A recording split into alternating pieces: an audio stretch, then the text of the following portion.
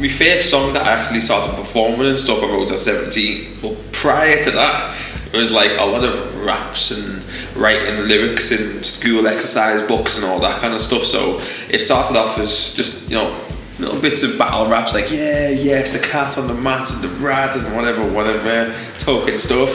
And it grew. So 17, that's when I first started doing full on singy tunes, you know, with the little raps involved, performing them on stage and all that kind of stuff. And the I guess like the main spirit that was like presenting that to a crowd that people didn't know me, didn't know I didn't know them, and they all were like, oh, that's boss. So that was pretty much a edge into doing it more seriously in terms of, okay, leave the exercise books at home, stop writing doodles in college, write songs, start, middle, end, do it proper. And now I'm here doing it loads. Yeah, I did it loads.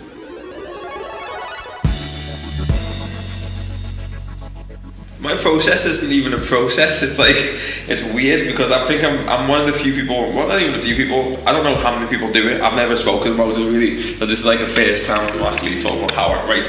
I write songs walking like to places, and I'll say like, let's say 4 lines and go, okay, that sounds cool in my head. So I'm singing it in my head, probably looking like a nutter, and I keep going over it, and then adding a line pretty much every time, and trial and error, adding it in my mind, and then to a point where if I can still remember it a couple of hours down the line, then I'll carry on doing that, and then I'll start singing it, performing it, and then I'll write it.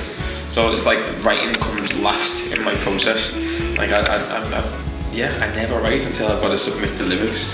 Like, oh, make sure that's on PRS, is it proper, copyrighted, yeah, there's the lyrics. But other than that, it's just all over there.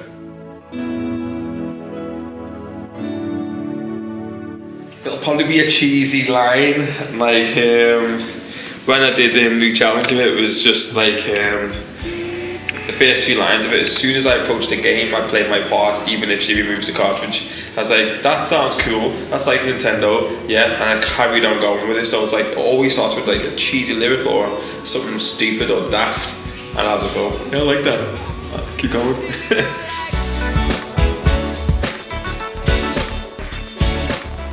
I think it was, that's hard, that's proper hard.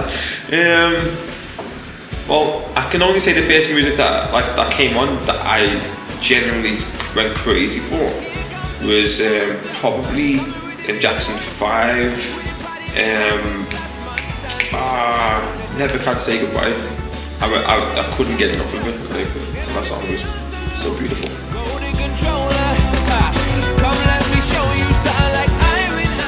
Stevie Wonder, Marvin Gaye. I'm a proper like hip hop head, like, so I was all over me Nas and me hip hop, me Biggie and all that kind of stuff. But the major guy was probably Michael Jackson. He was like the dude. Everyone knows that.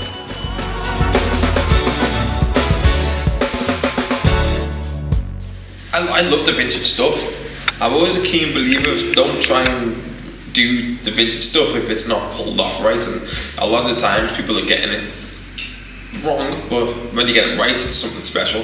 Like, you know, Amy Winehouse's Back to Black album, it just sounds so like, oof, lovely. The Yellow Black situation, gorgeous. So some people have got it on lockdown. I aspire to make stuff like that, but at the minute, I didn't know whether I could pull it off. We tried some techniques in the album that I was recording, and a lot of it works, some of it didn't, so we had to go, okay, been there, let's save that. But, you know, it's music's in cycles, isn't it? So it's like, we always going from electric, and from acoustic to electro to dancey, and then it goes right back again, and I think we're kind of in the 80s again now, which is kind of cool, because I'm liking the sounds that are coming across there. But, you know, retro is always becomes new, and then retro is new again.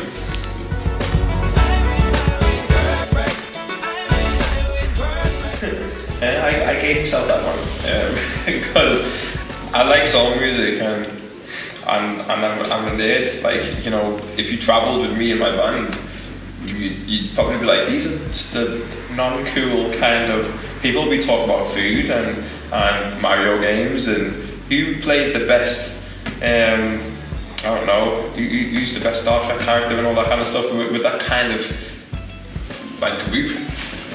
So I make sure that I put that out there.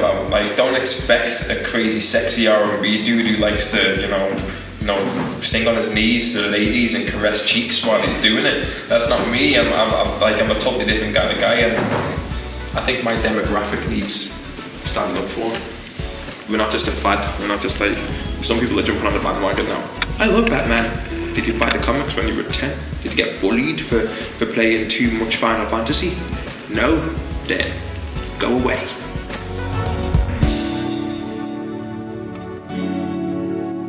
That's been the highlight of my career so far. Getting the MOBO nomination alone and being shortlisted was like something special. Getting to be on the tour was magical. I was performing with signed people, and these guys are like giving me all kinds of advice and insider info and stuff. And then getting the award was just like, okay. It's like a validation kind of thing. It makes you think that maybe, you know, sitting in Liverpool, you think that the world is that big, and everyone outside of there will probably think, oh, we're just a Scouser having a go. Now it's like affirmation that I can go more nationwide and, you know, push it around and stuff, and I feel very good. A new lease of confidence has reached me, so it's good. I'm not going to do that accent again. I'm sorry, don't be offended by that little bit of Cockney thing the other day. You didn't even notice, did you?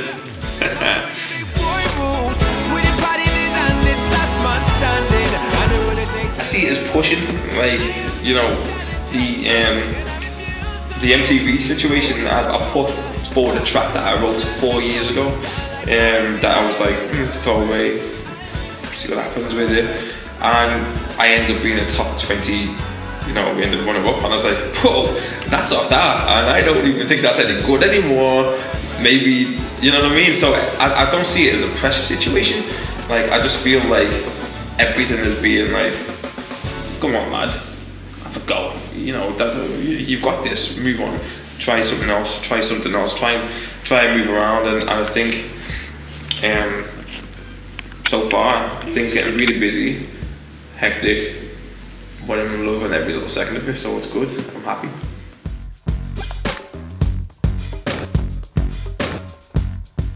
I always try and say I'm like taking every day as it comes, and I'm just like trying to be level-headed, staying normal, you know, doing gigs, because the forefront of it is just people and interacting with people.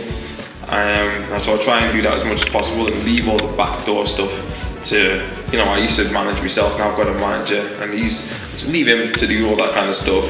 I'm just going to carry on as I've been going on and doing the music, performing and interacting with people that give me the good feedback and people that like to listen to the stuff.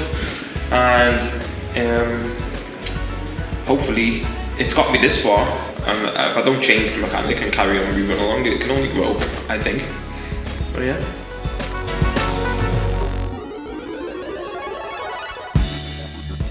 Liverpool is thriving. People that's taking ownership of their own situation. The infrastructure's getting better. More people are saying, I want to do promotion, I want to do management, I want to do this. So hopefully, if we carry on moving up, you know, say for example, I get in the charts or something, a lot of young people start thinking, yeah, I can do that, and it's not just I've got to go to London to make it kind of thing, because, you know, as much as London's great, like, it's not the same in America. You don't have to go to specific places. People thrive in their own areas, and I think we can thrive in our own city, and hopefully people can start working with us from, it's only a train ride, isn't it? So, yeah.